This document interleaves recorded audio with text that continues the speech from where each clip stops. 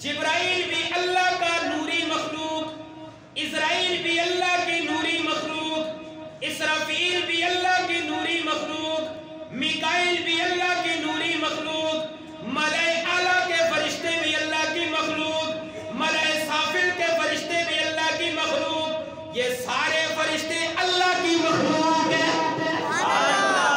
فرمایا ان فرشتوں پہ ایمان لاؤ کہ یہ اللہ کی مخلوق ہے، یہ اللہ کی مخلوق ہے۔ کچھ لوگوں کا اس زمانے میں عقیدہ تھا کہ فرشتے اللہ کی بیٹیاں ہیں، معاذ اللہ، یہ قرآن میں ہے۔ اور اس زمانے میں کچھ لوگوں کا یقین اور عقیدہ تھا فرشتے اللہ کی بیٹیاں ہیں۔ میرے اللہ نے فرمایا ایمان لاؤ اللہ کے فرشتوں پر کہ یہ اللہ کی مخلوق ہے، یہ اللہ کی مخلوق ہے، اللہ کی اولاد نہیں، اس لیے کہ اللہ اولاد سے پاک ہے، اللہ اولاد سے پاک ہے، سارے بولو اللہ اولاد سے پاک ہے۔ لم یلد ولم یولد، نہ وہ کسی کی اولاد نہ اس کی کوئی اولاد۔ والملائکۃ، ایمان لاؤ فرشتوں پر، والکتاب، ایمان لاؤ کتابوں پر، ایمان لاؤ زور سے ایمان لاؤ کتابوں پر۔ اللہ نے فرمایا کوئی مشرق کی جانب کعبہ بنا رہا ہے، کوئی مغرب کی جانب کعبہ بنا رہا ہے، تحویل قبلہ ہوا، کسی نے بیت المقدس کو کعبہ بنایا، کسی نے بیت اللہ کو کعبہ بنایا۔ میرے رب نے فرمایا لڑائی اس میں نہ کرو، بلکہ آؤ میں نیکی کا کام بتاتا ہوں۔ والکتاب، کتابوں پہ ایمان لاؤ، تورات بھی برحق، انجیل بھی برحق، زبور بھی برحق، قرآن بھی برحق، یہ کتابیں ساری برحق، لیکن عمل جو ہوگا وہ اللہ کے قرآن پہ ہوگا۔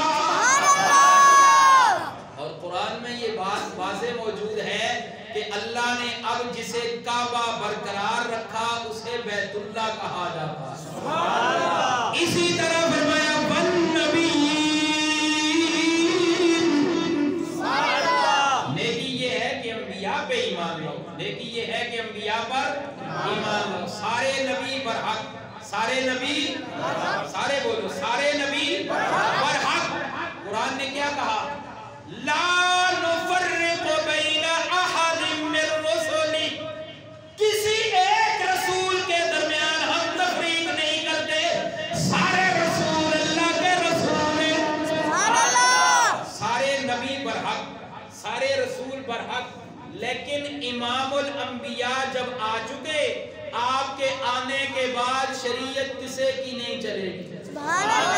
شریعت چلے گی تو میرے آقا کی چلے گی۔ بلکہ ایک روایت میں تو یوں فرمایا، مفہوم ہے، اگر میرے دور میں ایک دفعہ میرے آقا علیہ السلام بھی تشریف فرما ہیں، حضرت عمر رضی اللہ تعالیٰ آپ تشریف فرمائیں، آپ نے تورات کھول لی، حضرت عمر نے تورات کھول لی، تورات کھول کے آپ پڑھ رہی ہیں اس کا مطالعہ، اور تورات کھولی میرے نبی بھی موجود ہیں۔ حضرت عمر کی تورات کھولنے کا مطالعہ کرنے کا مقصد یہ نہیں تھا کہ میں تورات پہ عمل کروں، نہیں، بلکہ وہ دیکھ رہے تھے کہ تورات میں اللہ نے میرے نبی کے بارے میں کیا فرمایا۔ لیکن میرے آقا کا فرمان سنیں، جب حضرت عمر تورات پڑھ رہے ہیں، قربان جاؤ ابو بکر صدیق تیری شان پر، ابو بکر صدیق حضور کے چہرے کا دیدار کر رہے ہیں، حضور کے چہرے کا دیدار کر رہے ہیں۔ جب دیکھا نبی پاک کے چہرے کے اثرات بدل گئے، چہرہ متغیر ہو گیا، تو فوراً حضرت عمر کو یوں گولی ماری۔ حضرت عمر نے دیکھا تو حضرت ابو بکر نے میرا تصور آنکھوں سے اشارہ کیا کہ نبی پاک کو دیکھو۔ جب دیکھا حضرت عمر نے فوراً تورات بند کر دی اور کہنے لگے رضیت باللہ ربا وبالاسلام دینا وبمحمد نبینا۔ دیکھا کہ حضور چہرے سے سوچ گئے، آپ نے فوراً عرض کی رضیت باللہ ربا، اللہ کے محبوب میں رب کو اللہ میرا اسلام، میرا دین اسلام ہے اور میرے نبی آپ ہیں۔ میرے آقا نے اس وقت فرمایا عمر یہ تو تورات ہے، تورات، اگر میری موجودگی میں تورات والا نبی کلیم اللہ بھی آ جائے وہ بھی میری شریعت کا پابند ہو کر رہے گا۔ تو پتہ چلا کہ نبی سارے برحق، لیکن حضور کے آنے کے بعد کسی نبی کی نہیں چلے گی، چلے گی تو آمنہ کے لال۔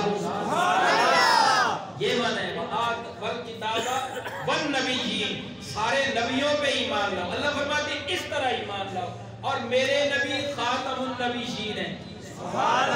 میرے نبی خاتم سارے بولو میرے نبی خاتم النبیین ہیں۔ ختم نبوت کا تاج میرے آقا کے سر پہ سجایا گیا۔ آپ سارے نبیوں کے آخری نبی ہیں، آپ کے بعد کسی نبی نے نہیں آنا، آپ کے بعد کسی نبی نے نہیں آنا۔ جس کا ایمان ہے وہ بولے آپ کے بعد کسی نبی نے نہیں آنا۔ میرے آقا نے فرمایا اگر میرے بعد کوئی نبی ہوتا تو وہ عمر ہوتا۔ جب عمر نبی نہیں تو کوئی نبی نہیں آئے گا۔ میرے آقا پہ نبوت ختم، آپ خاتم النبیین، اس دین پہ سارے ادیان ختم، یہ دین خاتم الادیان، اس قرآن پہ ساری کتابیں ختم، یہ خاتم الکتب بن کر آئی ہے۔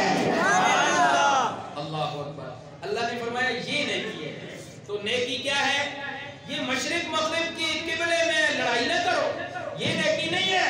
نیکی یہ ہے اللہ پہ ایمان لاؤ، نیکی یہ ہے قیامت کے دن پہ ایمان لاؤ، نیکی یہ ہے کتابوں پہ ایمان لاؤ، نیکی یہ ہے فرشتوں پہ ایمان لاؤ، نیکی یہ ہے کہ خاتم النبیین پہ ایمان لاؤ۔ اور آگے اور نیکیوں کا تذکرہ کیا، وَآتَ الْمَالَ، آؤ نیکی بتلاؤں۔ میرے آقا نے فرمایا وَآتَ الْمَالَ عَلَىٰ حُبِّهِ، مال کو اللہ کے رستے میں مال دو، عَلَىٰ حُبِّهِ، اس کی محبت کی بنیاد پر۔ مفسرین نے عَلَىٰ حُبِّهِ کے دو مطلب لکھے ہیں، مفسرین نے اس کے دو مطلب لکھے ہیں۔ ایک معنی یہ لکھا کہ مال دینا علی حبہ، مال کی محبت اور ضرورت ہونے کے باوجود۔ بڑا عجیب زبردست نقطہ ہے، جا کر کہیں سبحان اللہ۔ مال دینا محبت اور ضرورت کے باوجود، ایک بندے کو مال سے محبت بھی ہے، ایک بندے کو مال کی ضرورت بھی ہے، اس کے باوجود مال دینا یہ نیکی ہے۔ جس طرح صحابہ نے دیا ہے، جس طرح صحابہ نے دیا ہے رضی اللہ تعالی عنہم اجمعین۔ لمبے واقعات ہیں، میں اشارہ ہی کرتا ہوں۔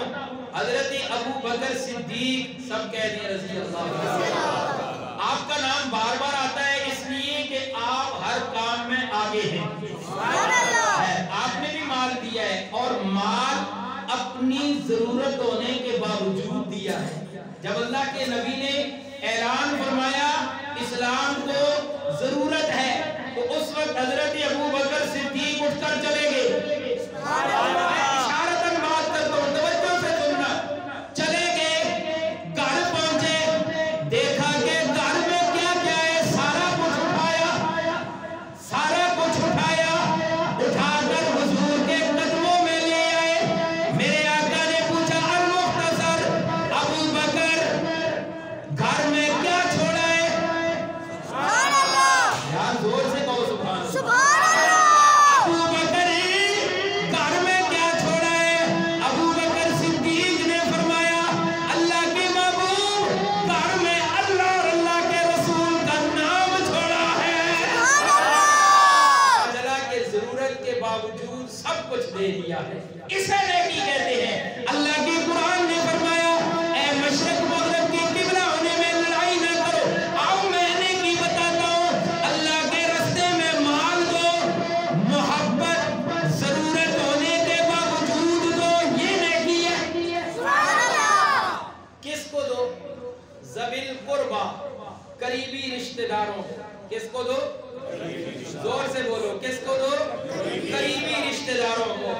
ذویل قربا پہلے نمبر پہ یہاں بیان فرمایا. ذویل قربا ایک محدث ایک مفسر لکھتے ہیں تفسیر در منصور والے, انہوں نے روایت کی حضرت حکیم بن حزام رضی اللہ تعالیٰ عنہ سے کہ میرے آقا سے سوال کیا گیا اللہ کے محبوب صلی اللہ علیہ وسلم ذرا بتلائیے کون سا صدقہ افضل ہے, کون سا صدقہ افضل ہے. میرے آقا نے فرمایا اے میرے صحابی, رشتہ دار جو اعراض کرنے والا ہو, رشتہ دار جو دشمنی کی بنا پر اعراض کرنے والا ہو, اس کو صدقہ دینا زیادہ افضل ہے.